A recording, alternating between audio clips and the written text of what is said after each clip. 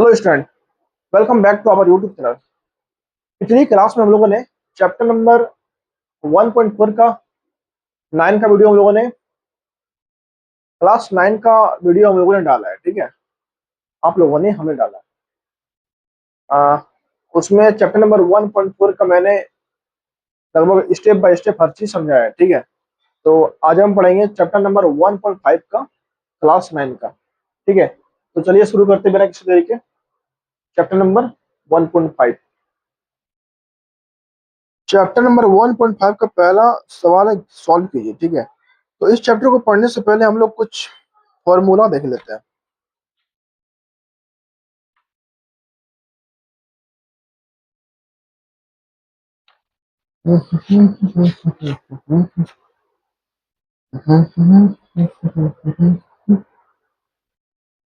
देखिए कुछ फॉर्मूला।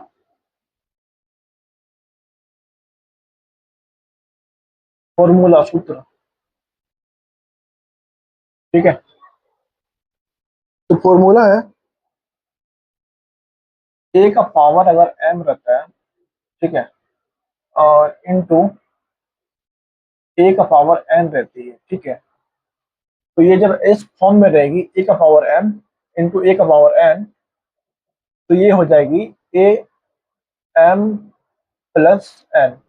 ठीक है, कोई दिक्कत? ये फॉर्मूला है। ठीक है, जब ए का पावर एम होगी इंटू ए का पावर एन होगी, तो इक्वल टू क्या हो जाएगी? ए का पावर एम प्लस एन। पहला फॉर्मूला। ठीक है, दूसरा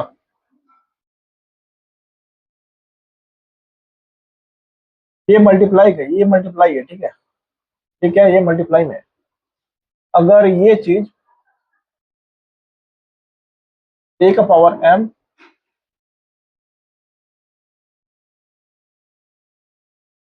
और ए का पावर एन डिवाइड में होगी, तो ये हो जाएगी ए एम माइनस एन। क्या हो जाएगी? M minus N. अगर ये वाला गुना में रहेगा, मल्टीप्लाई में रहेगी, ठीक है, तो ये प्लस हो जाएगा। और अगर ये डिवाइड में होगा तो क्या हो जाएगा? माइनस हो जाएगी। ठीक है, फॉर्मूला नंबर 3, अगर ए का पावर एम इंटू एन होगा इस तरह, तो ये और ये जो है मल्टीप्लाई हो जाएगी। क्या हो जाएगी? मल्टीप्लाई।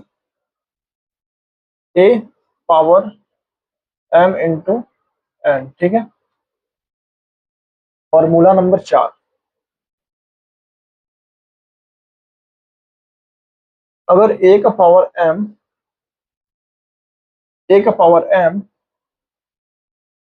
इंटू बी का पावर भी एम रहेगा, ठीक है, तो ये हो जाएगी ए बी इंटू एम। कोई दिक्कत? कोई दिक्कत नहीं होना चाहिए। ये 4 फॉर्मूला है, काफी इंपॉर्टेंट है। ठीक है, तो इसको आप उतारिए और इसको याद भी कर लीजिएगा। अगर ये आपको याद नहीं रहेगा तो चैप्टर समझ में नहीं आएगी। ठीक है, पहला फॉर्मूला है ए का पावर एम इंटू ए का पावर एन, तो इक्वल टू हो जाएगी ए का पावर एम प्लस एन। ठीक है, कोई दिक्कत नहीं।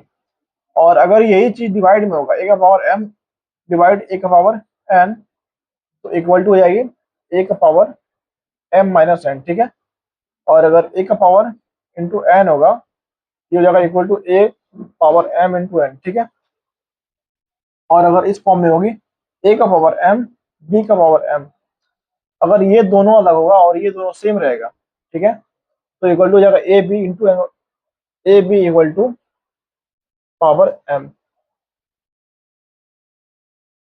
ए बी ब्रैकेट के ऊपर पावर एम। ठीक है, तो चलिए हम बनाते हैं क्वेश्चन।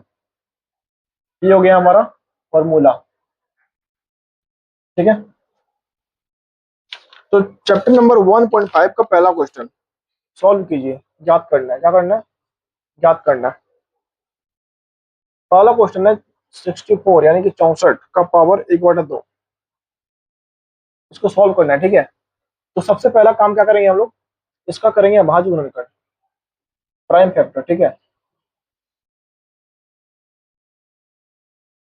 32 × 64, 16 × 32, 8 × 16, 4 × 8, 2 × 4। ठीक है, यहाँ पर जब 64 का करते हैं भाज्य गुणनखंड, तो यहाँ पर 2 कितना बार आई है? 1 2 3 4 5 6 बार। तो 64 को हम लिखेंगे एक 2 3 4 5 6 पावर 1/2। 2 का पावर कितना है? हो जाएगी 1 2 3 4 5 6 है, तो 2 का पावर 6 इंटू 1/2। ठीक है, अब ये 2 से ये 6 को कटा देंगे, 2 तिया 6, 3 इंटू 1, नहीं पहले 2 का पावर, 3 इंटू 1 3। ठीक है, 2 का पावर कितना आ गया? 3। तो 2 इंटू 2 इंटू 2, तो ये हो जाएगी 2 दूना 4, 4 दूना 8। आंसर बहुत इजी है। ठीक है, चैप्टर में सारा क्वेश्चन ऐसे दिया हुआ है। ये समझ में आ गया? कोई दिक्कत? मिटा दे।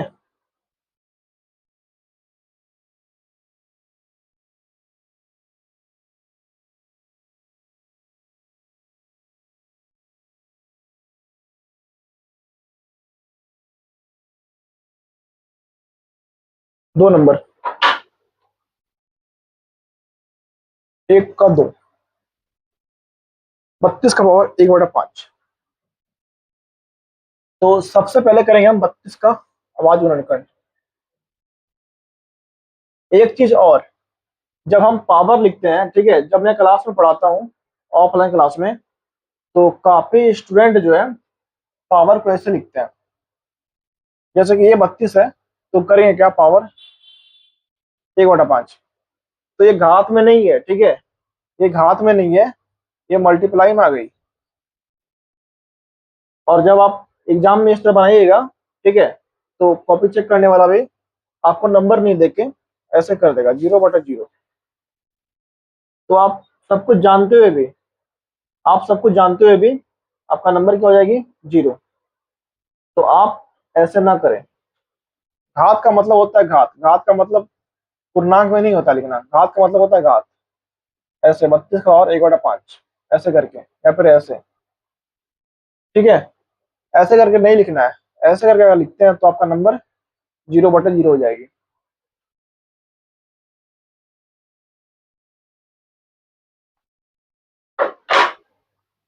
तो क्या करना है? 32 का आवाज गुणनखंड, 16 दूना 32, 8 दूना 16, 4 दूना 8, 2 दूना 4। तो 32 का जब आवाज गुणनखंड किए हम लोग, तो कितना आया? 2 1 2 3 4 5 2 आ गया। ठीक है, तो 32 को लिखेंगे हम 1 2 3 4 5 पावर 1/5। ठीक है,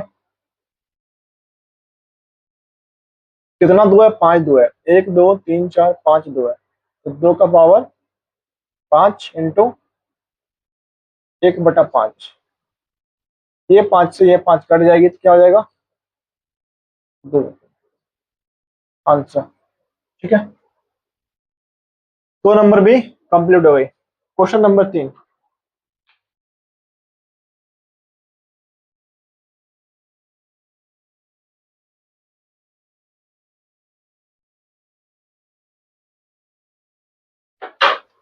क्वेश्चन नंबर 3, 125 का पावर 1/3। 125 का पावर 1/3, तो करेंगे क्या? पहले हम लोग 125 का आवाज गुणनखंड। 2 से तो कटेगा नहीं, ठीक है, क्योंकि अंतिम अंक ना तो 0 है, न 2 है, न 4 है, न 6 है, न 8 है।